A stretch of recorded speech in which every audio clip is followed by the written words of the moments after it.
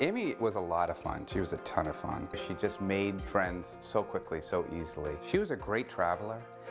She went all around the world, literally around the world. Amy was just great. She was just one of the best people I've ever met. I basically tried to get Amy to date me unsuccessfully several times.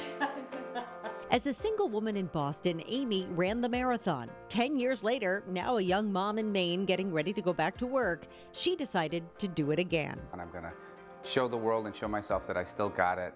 And she had this great training summer and, you know, just got really fit, felt really good about herself, and had this amazing race. We made little t-shirts for her with Elmer's glue in gold. It said, "Go Mommy, go." The girls popped out to cheer her on. I'm so glad we made a big fuss about it. We had a bunch of family come in. We had a big party. And it was a great day. It was a really great day. Amy went to her first job interview the next day, and that was a really bad day. This vibrant 38-year-old collapsed waiting for her interview.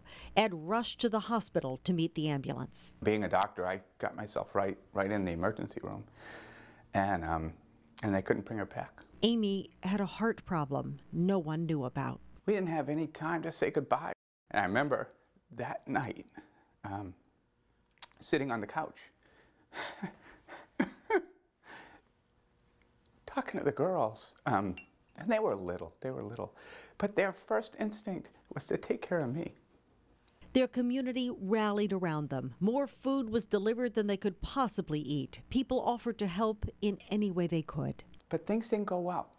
We were doing this kind of slow downward spiral. The girls were losing weight, I was losing weight. Girls weren't sleeping, I wasn't sleeping. They were alternately withdrawn and very angry. I was kind of an emotional mess. I could just kind of feel this downward spiral despite all this help. And I didn't really know what to do. You know, I'm a doctor, I'm supposed to know things.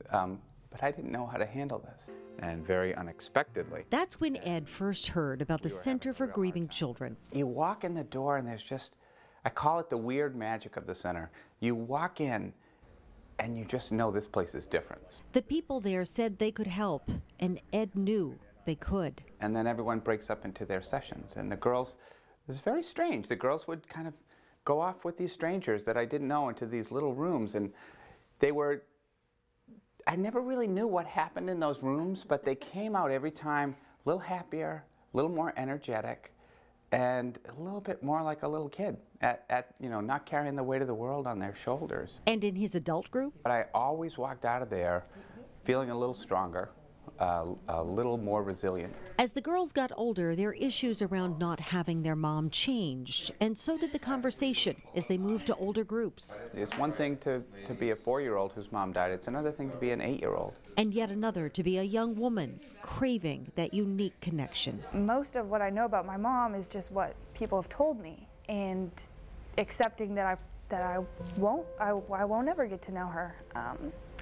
Has been something that the center has, that the communication and the acceptance of those feelings that the center gives you, has given me, has been really important. It's just like another part of our story. It doesn't really like define us anymore. So whenever that grief comes up for us personally, we can talk about it to each other.